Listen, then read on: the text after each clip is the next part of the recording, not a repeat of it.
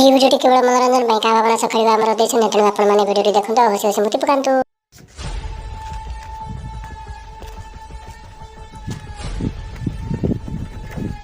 ଗଳି ପଡ଼ିବ ବି କୋଉଠି ସକାଳୁ ମିସ୍ତ୍ରୀ କାମ କଲେଣି, ଇଏ ଟୁକାର କୋଉଠି ଦର୍ଶନ ନାହିଁ। କୁଆଡ଼େ ଗଲା ଇଏ? ପୁଅ ଭରସାର ଘରଟା କନି, ଦେଖିଲା ବେଳକୁ ଇଏ କୁଳାଙ୍ଗରଟା କୁଆଡ଼େ ଗଲା ତା କେବଳ ମା ତେଣ୍ଟେଇ ଆସିଲୁ ଜଣା।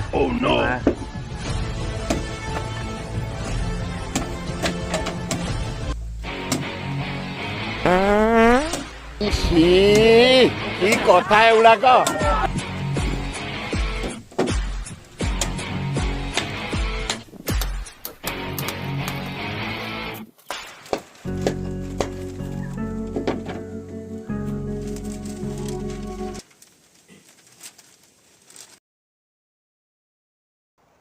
ବୁଢ଼ା ଅଜା ଧରା ପଡ଼ିଲେ ଓୟରୁ।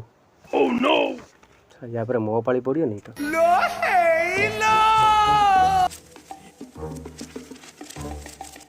ୟା ମା ମଲା ପୂର୍ବରୁ ୟାକୁ ମୋ ହାତରେ ଟେକି ଦେଇ କହିଲା, ଇଏ ହେଉଛି ଆମର ଶେଷ ସନ୍ତକ।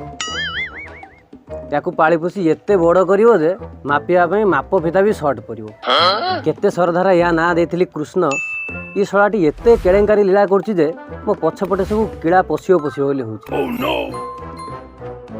ଭାବିଥିଲି ପୁଅ ବାହା କରି ଗୋଟେ ଗୁଣ୍ଠୁଣି ବୋହୂ ଆଣି ତା ହାତ ପରସା ଖାଇ ଦୁଇ ଗୁଡ଼ ମେଲେଇ କରି ଶୋଇବି।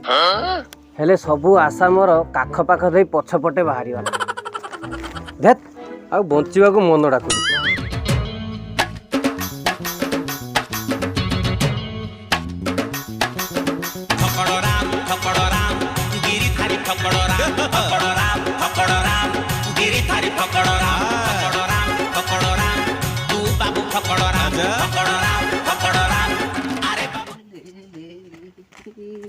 ଆରେ ଏ କୁଳାଙ୍ଗାର, କା କୂଳ ବୁଡ଼େଇବାକୁ ଯାଇଥିଲୁ?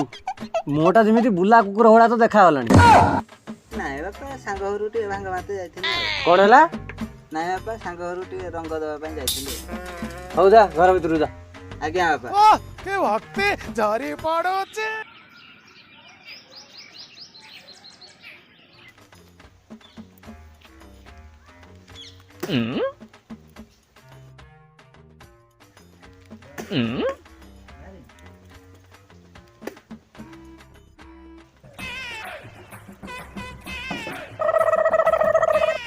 ମହାସାଗର କୁଆଡ଼େ ଯିବା ହଉଛି କି? ବାପା ଆଜି ଭାଲେଣ୍ଟାଇନ୍ ଡେ ତ, ସେଥିପାଇଁ ଟିକେ କଣ କହିଲୁ? ଭାଲୁକୁଣିଟେ? ହେଟା କଣ ବି? ଓହ, କି ମୁସ୍କିଲ ପଇଲା ମଣିଷ। ବୁଢ଼ାକୁ ବେସର ବାଟି କହିଲା ବେଳକୁ ତାକୁ ଶୁଭୁଛି ବାସର ରାତି। ବାବା ଆଜି ଫେବୃଆରୀ 14 ଭାଲେଣ୍ଟାଇନ୍ ଡେ। ଆଜି ପ୍ରେମୀ ଯୁଗଳଙ୍କ ପାଇଁ ଖୁସିର ଦିନ। ମୁଁ ଯାଉଛି ମୋ ଗୁଣ୍ଡିନ ପ୍ରେମିକା ଦେଖା କରିବାକୁ। ଛି ଛି ଛି, ବାପା ଆଗରେ ଏକଥା କହିବା ଆଗରୁ ମାଇ ବିଲୁଆ ତ ମୋର ଗୋଡ଼ ଟେକି ମୁତିଲେନି।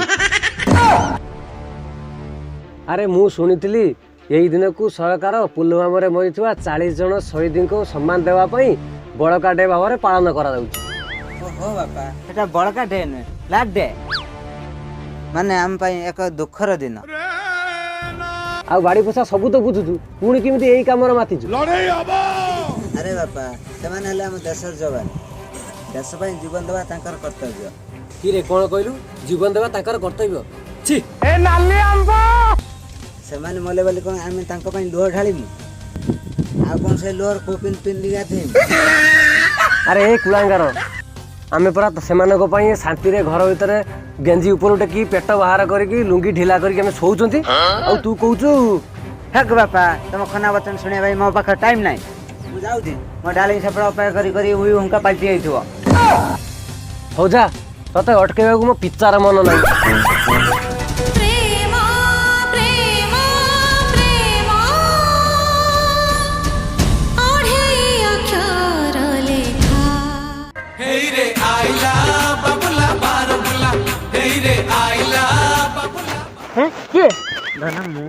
ଧନ ନା ମୋ ପାଟି ତ ଅଖାଡୁ। ଆଉ ତମେ ଏମିତି ମାଇ ଏଣ୍ଡୁ ବେଳେ କାହିଁକି ଚମକୁଛ? ନାଇଁ, ମୁଁ ଭାବିଲି କୋଉଠି ଭୁକିଲା କରିବା ସମୟ ଭାରି ଭୋ ଭୋ ହଉଛି ବୋଲି। ଧନ ମତେ ଏମିତି କହିପାରିଲ? ନାଇଁ, ମୁଁ ଟିକେ ଜଷ୍ଟ। ହଉ ଛାଡ଼ ସେ କଥା। ତମର ଏତେ ଲେଟ୍ କାହିଁକି ହେଲେ କହିଲ? ତମେ ଜାଣିଛ, ତମକୁ ଅପେକ୍ଷା କରି କରି ମୋତେ ଝାଡ଼ା ଲାଗିଲାଣି। ଧେତ୍ ତମର ସବୁବେଳେ କମେଡି ଆଉ କମେଡି ନ କଲେ ଲୋକମାନେ ଆମକୁ କାଠିକି ଦେଖିବେ କେମିତି? एकदम इन्होंने वक्त बदल दिया। ହଉ ଦେ ଛାଡ଼ କହିଲ ଦେଖି ଆଜି ମୁଁ କେମିତି ଦେଖାଯାଉଛି। ଓ ତମେ ଏମିତି ଦେଖାଉଛ ଯେମିତି ଗୋଟେ ବୁଲା ସାଣ୍ଡକୁ ଅପପୃଷ୍ଠ ଏଡ୍ ସଡ଼କ ହୋଇଛି। ଆଚ୍ଛା କହିଲ ମୁଁ କେମିତି ଦେଖାଯାଉଛି? ଓ ତମେ ସେଇ ତେତେ ଯୋଉ ସେଇ କ'ଣ ସୀତାଙ୍କ ଭଳିଆ ଦେଖାଯାଉଛି? ତମେ ପରା କୁଜି ମଥରା ଭଳିଆ ଦେଖାଯାଉଛ। की कथा है ଦେ ଛାଡ଼ ମୁଁ ତମ ପାଇଁ ଗୋଟେ ଗିଫ୍ଟ ଆଣିଛି କହିଲ କ'ଣ? ସତରେ ତୁମ ପାଇଁ ଗିଫ୍ଟ ଆଣିଛ? ଓ ମାଇ ଗଡ୍, ତମେ ଜାଣିଛ ମୁଁ କେତେ ଖୁସି? You can believe. ଦେଖିଲେ ଗିଫ୍ଟଟା କ'ଣ? ମୁଁ ଆଉ ୱେଟ୍ କରିପାରୁନି। ତମେ ଆଗେ ନାକ ବନ୍ଦ କର ମୁଁ ତମକୁ ଦଉଛି। କ'ଣ? ତମ ପେଚା ଆଖି ବନ୍ଦ କର ମୁଁ ତମକୁ ଦଉଛି।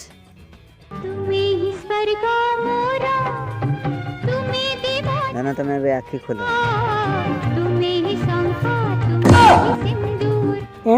ଇଏ କ'ଣ? ଇଏ ସୁନାର ନାକ ଫୁଲ। ଆରେ ଦେଖୁଛ ତ ଗେଣ୍ଡୁ ଫୁଲ ଫୁଲେଇ ପଚାରୁଛ କେମିତି? କ'ଣ ଗେଣ୍ଡୁ ଫୁଲ? ମୁଁ ତ ଭାବୁଥିଲି।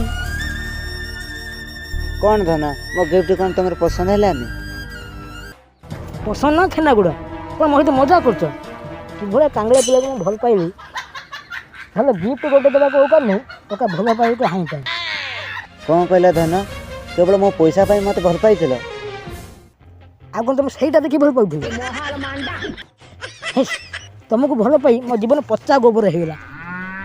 ହଉ ମୁଁ ଯାଉଛି, ତମେ ଏଠି ବସି ନିଜ ପଛକୁ ନିଜେ କୁଣ୍ଡା। ମୁଁ ଯାଉଛି ଆଉ କାଉଠି ଖାପ ପକାଏ। ତମେ କ'ଣ ସତରେ ଚାଲିଯିବ? ଏ ଧନ ତମେ ଟିକେ ରହିଯାଅ ପ୍ଲିଜ୍ ଧନ, ମୋତେ ଅଧା ବାଟୁ ଛାଡ଼ି ଯାଅନି, ନହେଲେ ମୋତେ ଛୁଆ ଧରାବାଲା ନେଇଯିବେ। ହଉ ତମେ ଯଦି ଯାଉଛ ଯାଅ, ମୋତେ ଗାଡ଼ି ଭଡ଼ା ଦେଇ ଯାଅ। ମୁଁ ଯାଉଛି। ଏ ଧନ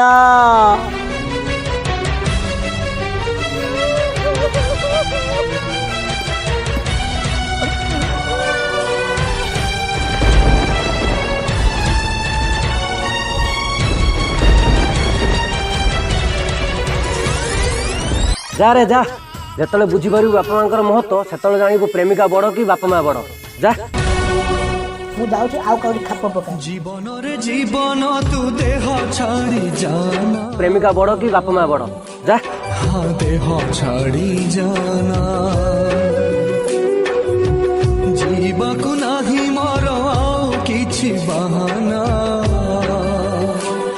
ଆଉ କିଛି ବାହାନା। ନା ବାପା ଯାହା କହୁଥିଲେ ଠିକ୍ କହୁଥିଲେ। ସାଙ୍ଗମାନେ ଟଙ୍କା ପଇସା ରଙ୍ଗ ଏସବୁ ଦେଖିକି ଭଲ ପାଆନ୍ତୁନି ଆଜ୍ଞା, ମନ ଦେଖିକି ଭଲ ପାଆନ୍ତୁ, ନହେଲେ ଏମିତି ପରିଣାମ ହେବ। ଆଉ ହଁ, ଭିଡ଼ିଓଟା ଯଦି ଭଲ ଲାଗିଥାଏ ତାହେଲେ ଭିଡ଼ିଓକୁ ଲାଇକ୍ ସେୟାର ଆଉ କମେଣ୍ଟ କରିବା ସହିତ ଚ୍ୟାନେଲକୁ ସବସ୍କ୍ରାଇବ୍ ମଧ୍ୟ କରିଦେବେ।